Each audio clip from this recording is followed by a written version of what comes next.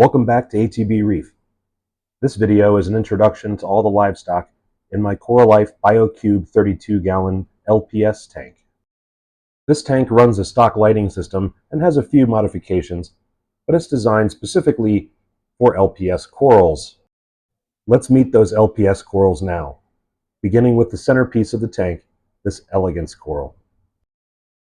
I got this elegance about a year and a half ago as a $1/2 sized specimen that had been cut. It now has 6 mouths, and when fully open, covers close to 6 inches of space. I love the size and the movement provided by elegance corals. It reminds you of an anemone, but without the downsides of an anemone. Here's what it looks like under blue spectrum lights. I'll flip back and forth between blue and white spectrum throughout the video. Next up is this orange hammer. Hammer corals are members of the Euphyllia family. Strains that are purely orange or copper are rather hard to find. Here's what it looks like under blues. So this coral has been a pretty popular piece for me to frag. It's easy to cut off a single head using bone cutters. These sell for $20 or $30 a head, sometimes more at a local fish store. You can see a single head recovering on the small rock to the right. Both the orange hammer and the elegance do eat meat foods that they catch. I don't directly feed them, but they catch food that is intended for the fish. The hammer coral gets its food taken by the shrimp sometimes, though. Getting a close look at the skeleton, you can see this grows long, thin branches, which makes it really easy to frag. I'm going to cut this one up in the next couple of months to sell some pieces and start over with a wall of Euphyllia there on the left side of the tank. Our next coral is this Goniopora. This is a purely red variety. It's probably the easiest variety of Goniopora to keep. They are notoriously fickle corals, but they have tremendous color. Under the blues, this really pops out with pinks and reds. My female clownfish occasionally hosts in this coral. It doesn't seem to bother it too much. The base is about the size of a baseball and round. This is a Duncanopsamia coral, or Duncan. It's not particularly happy at the moment. Usually its tentacles are a bit farther out. I'm going to try moving it to a lower flow location or to the back where you can see this acan coral. The acan was actually the second coral I got in this tank, and I have it in the back here because there was no convenient place to put it in the front. I got it with 3 heads. It now has 32, if I counted correctly. Now let's talk about rockflower anemones. Rockflowers are great because they don't move around and they don't have a potent sting, so they're good for any tank. This red and forest green example occupies the front of the tank, but my favorite is this splatter green. When fully open, it's almost 4 inches across and displays a variety of greens and blues. Unfortunately, it's been creeping towards the back of the tank. I think the Goniopora can be irritating to it. Next, we'll talk about the soft corals that are in this tank. Soft corals aren't as colorful, so sometimes they don't get a lot of attention. This gorgonian is a great feature in the tank. I got it as a 2-inch frag. It's now almost 8 inches tall and has great movement. Photosynthetic gorgonians are quite easy to keep. The very first coral I got in this tank 5 years ago was the green Discosoma mushroom shown here. The red examples are almost a plague in the tank. They float all over the place, and I have to grab them and give them away. Zoanthids are popular soft corals. I have several, including these watermelons, as well as these Gatorade zoanthids. This shelf rock in the front has been hard to place corals on, but zoanthids seem to be doing well here. Here's some Bambams, Nirvanas, as well as some Jason Fox stargazers. I've always liked Rasta zoanthids due to their psychedelic colors. Here's what everything looks like under blue lights. One early addition to this tank was these Captain Jerks Palithoa. These have a huge colony now on the top right of the tank. These grow really well both in the shade and in high light. Let's move on to the small polyp stony corals. The Biocube stock light is powerful enough to grow SPS corals, as evidenced here, and as discussed in a video that I'll link above. Encrusting SPS corals have been in this tank for quite a while, including this Midas samicora. This is a really hardy coral with both some gold and purple tones to it. Looks particularly good under blue lights. The blue lights you see here are actually supplemented by two actinic reef bars from 21 LED USA. These are linked in the description. This Midas samicora colony is encrusting well and is even starting to grow some branches. Right next to it is a Jason Fox freak hair lithophyton. This coral has a deep purple base with bright green hair-like corallites, which is a bit more visible under blue. Obviously, my shrimp likes to hang out in this area and step all over this coral. I have a piece of Carib Sea shapes rock that is epoxied in and leaned over on my rockscape where it holds several SPS corals. The first is this watermelon samicora. It has a nice orange base, is mostly encrusting, but its growth points have a green tint to them. It seems to be growing right onto the attachment point of this gorgonian. I'll have to keep an eye on that. Right next to it is a Kelly green branching samicora.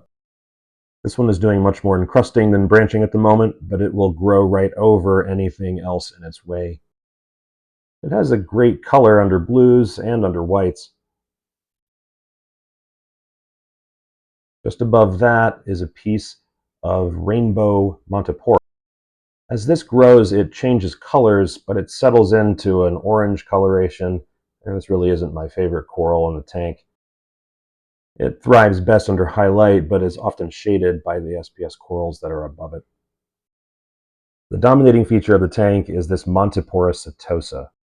Setosa bring an almost metallic orange color under blue light. They are really hardy and an excellent beginner SPS. Setosa can have a number of different growth patterns based on flow. In my tank, it's been mostly a plating coral. You can see towards the edges, though, where it's starting to send up fingers. This coral grows so quickly, I have to cut it multiple times a year to make sure it doesn't shade the rest of the tank. It competes for space with this Tyree tricolor Acropora valida. This is probably the hardiest Acropora, so I chose it to try in this lower light LPS tank. There was once a colony in this tank that was so large it was shading everything below and actually growing out of the water.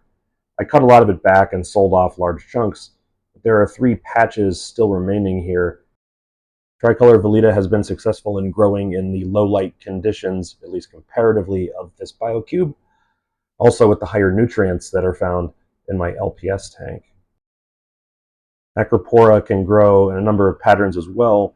This one is demonstrating a lot of encrusting where it's fighting with the Setosa coral nearby. Rock surface space on the reef is at a high premium. You can see the space on the left where this Acropora is fighting for space against the Setosa. It's also really evident here where the main colony contacts the Setosa, where there's almost 2 trenches and a no man's land in the middle. This is actually skeleton that both species have laid down before, but is now the real estate that they are fighting over. They've appeared to reach something of a stalemate, and both are growing in other ways now. These corals are about 4 inches from the light and in about 275 par. Our last coral is this Jason Fox Midnight Hirsuta Montipora. I got this at a local frag shop. Jason Fox has some great corals. His farm is also about 50 miles away from here, so quite a few of his corals wind up being traded locally. Midnight Hirsuta has a really dark skin, dark purple, with bright green corallites. I'm trying it out here a bit lower in the tank, and so far so good. After being introduced to my corals, now it's time to meet the fish. There are 6 fish in this tank, which is a bit much for a 32-gallon. I do run a skimmer, a Toons 9001, to help with the nutrients. At least 1 fewer fish would be ideal, but it's been hard to catch them, and my other tank has a very aggressive longnose hawkfish that I couldn't move the others into. The important part here is that none of the fish require a lot of lateral swimming space. As a cube, the Biocube doesn't really offer a lot of that. So all the fish that I have in here would be perfectly fine in a 20-gallon tank, or sometimes even smaller. Even still, there's plenty of squabbling over territory and access to cave space. When choosing fish, just be sure to check the minimum gallon size for that particular species and check for any conflicts as far as aggression and territoriality. The first fish we'll talk about is my yellow-banded possum wrasse. His name is Zippy. Zippy is on his second tour in this tank. He actually helped me start the 55-gallon. He's a great fish, loves to just zoom around and pick at the rocks. He's now almost 4 years old, which is, I understand, quite old for a possum wrasse. My female ocellaris clownfish has a territory dispute with Zippy. This is Blanket. Blanket and her partner were the first fish in this tank. They're now almost 5 years old. Blanket is dominant, but also lazy. She'll spend a lot of time lounging in corals, while her male companion, Baskets, tends to their eggs in the back. My clownfish aren't as attached at the hip as other pairs that I've seen. I'd say Baskets gets to hang out by himself a third to half of the time. The male clownfish, Baskets, is about 60% the size of the female. This is my Banggai Cardinalfish. Your eyes aren't deceiving you. He is missing his tail. That's why his name is Stumpy. Here's what a normal Banggai Cardinalfish looks like, but Stumpy had his tail bitten off by my long-nosed hawkfish when he was in my SPS tank. He healed up just fine and lives far better in the lower flow LPS tank. This little guy is my Eviota goby. I've also seen these called gold neon gobies. He hangs out on his own, doesn't bother anybody. I often forget he's even in the tank. He's a really colorful fish and eats pods that are in the tank, as well as some very small pieces of food. This elusive character is my yellow assessor basslet. His name is Jean-Luc. He hangs out in his cave in the back and really only comes out in twilight conditions at the beginning and end of the day. To wrap up the video, let's meet a few of the invertebrates in the tank. I have 3 sexy shrimp. Usually these are located on top of the rockflower anemones or near the elegants, but I caught them here at the top, which made for a good shot. There's a number of hermit crabs in the tank, particularly gray legs.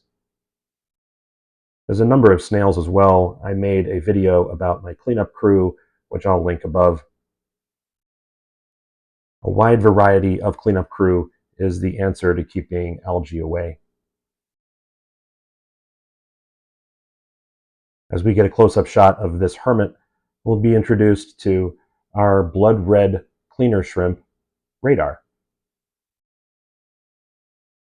I've never really seen the shrimp do a cleaning task on any of the fish. He's really huge, so I wonder if the fish are scared of him. And the bright red color really stands out. The blood red cleaner shrimp is a real character. I really recommend you get one, although they've gotten very expensive in price. He spends most of his day hanging out upside down in the cave right here. He gets along okay with this ruby mithrax crab. Ruby mithrax are a close cousin of emerald crabs and are totally reef safe. They might even be a bit more tame than their cousins, the emerald. They can be a bit hard to find, but I see them consistently over on Reef Cleaners. This one was $6. I'd like to thank you for watching. Please like and subscribe if you got value from this video, and comment below if you have experience with any of these animals or have any questions I might be able to help with. Happy reefing.